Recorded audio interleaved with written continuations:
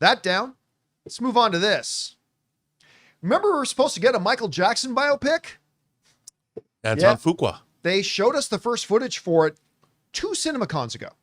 2 CinemaCons ago. They showed us, and the footage looked amazing. I mean, it floored me. I'm like, oh my God, this is going to be $1 billion film. I didn't think so before I saw the footage, and I saw the footage. I'm like, yep, no doubt this is going to be $1 billion film. Well, then you guys might remember that they ran into a bit of a problem. They shot stuff for the movie, significant stuff for the movie, that the estate of Michael Jackson forgot to tell them they're not allowed to make. Yeah.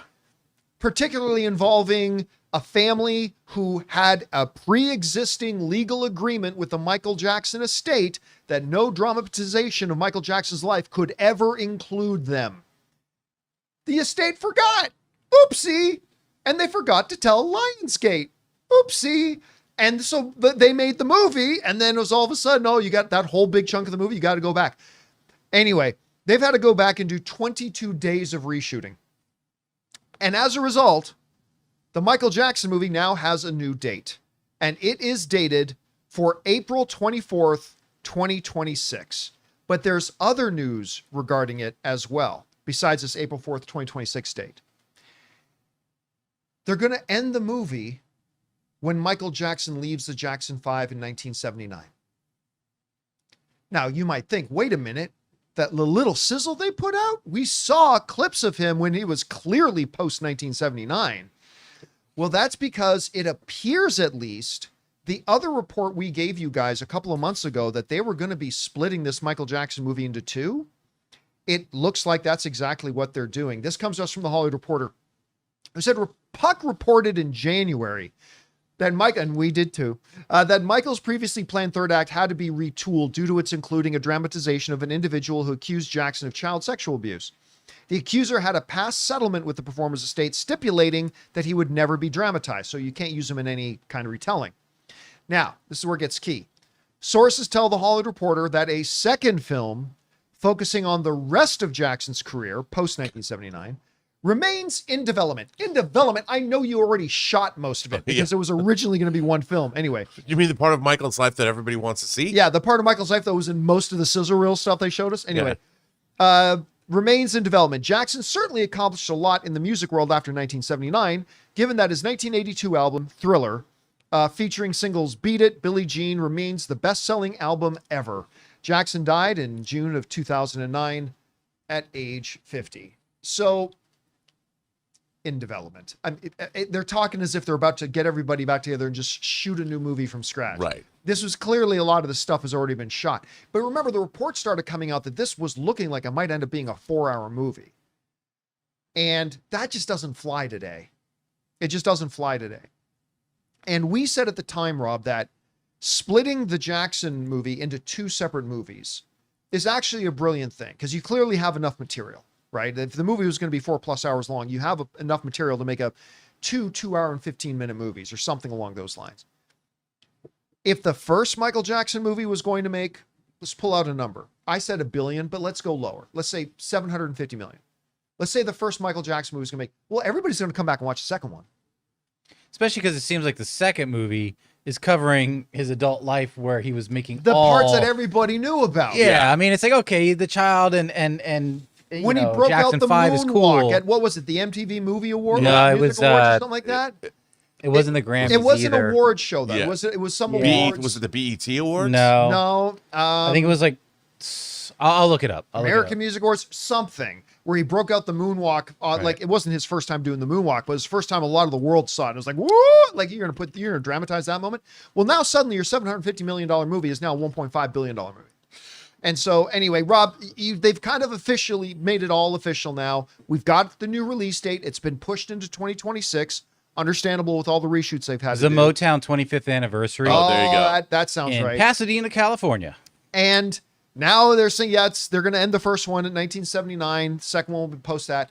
Guys, we want to take a second to thank a sponsor of today's video, BetterHelp. You know, it feels like workplace stress is higher than ever these days, and I was just reading that about 61% of the global workforce is dealing with above normal levels of stress, and honestly, it's not surprising. When you're stuck in endless Zoom meetings, juggling deadlines, or just trying to keep your head above water, it adds up. Now sure, a quick vacation sounds nice, but let's be real, it's not a long-term fix. What's helped me is building small wellness habits. For me, it's things like getting outside in the sun for a few minutes, or squeezing in a brisk walk during breaks. But for a lot of people, sometimes that's just not enough, and that's where therapy can really help. BetterHelp is the world's largest online therapy platform with over 30,000 therapists who've already helped over 5 million people worldwide.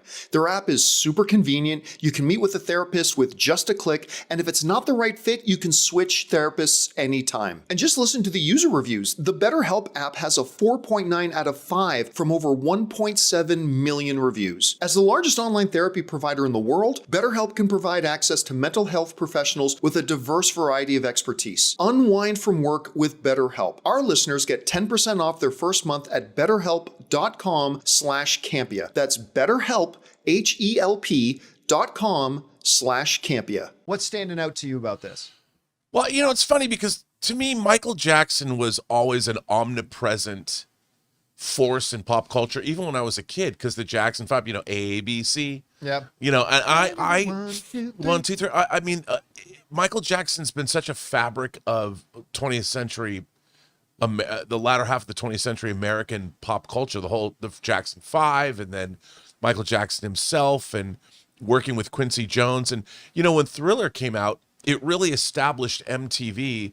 I mean, MTV had only been on the air a couple of years. And that video that John Landis directed, that Deborah Nadoolman did the costumes for, who I interviewed on Designing Hollywood a couple months ago, she talks about doing Thriller. I remember the night it debuted. Yeah, and I remember that. And then they came out with the making of video on right. You could buy that on home video on VHS. And then, of course, in '85, there was Do They Know It's Christmas? And then We Are the World. Yep. And that was another big thing, in addition to the fact that Thriller was one of the biggest albums, you know, in the world. Still the biggest selling album of all time. Yeah, and I'll tell you, when I was working at a store called Silver Platters, when they like released the first believe it or not, this is such a weird thing to say now, but they had pictures actually imprinted on CDs instead of just text. Right. And that was a big deal. And they released like Bad. Michael Jackson's Bad was one of those first picture discs, which is silly to think that. Weren't there always pictures on? No. And I remember when Michael Jackson's Bad came out, and Faith by George Michael. And it was like a big deal. And Martin Scorsese directed the video for Bad. You know, and so there was Michael Jackson he's looming large for so long that I think these biopics, and you think about it, like, when you get to 1979, I'm not to say that that's not a good thing, but look, this kid that they cast, it's like, isn't it a relative of Michael Jackson's? It's one of the Jackson 5's kids. Nephew. It's his nephew.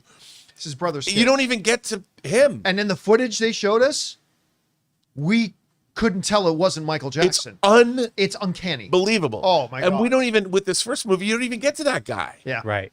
And I mean, I don't know. I'm looking forward to this. Anton Fuqua is a fantastic director. Our friend Cliff Stevenson has been on set documenting the making of the film. You know, it's going to be interesting about what he's going to be able to show in terms of all that. But, I mean, look at this guy. This is an amazing likeness. And remember when his hair caught on fire when they were doing the Pepsi commercial? I mean, there's so much cool stuff. And, of course, they're going to have the second movie. But I got to tell you, I mean, look, I am a sucker for musical biopics, even though they're always the same.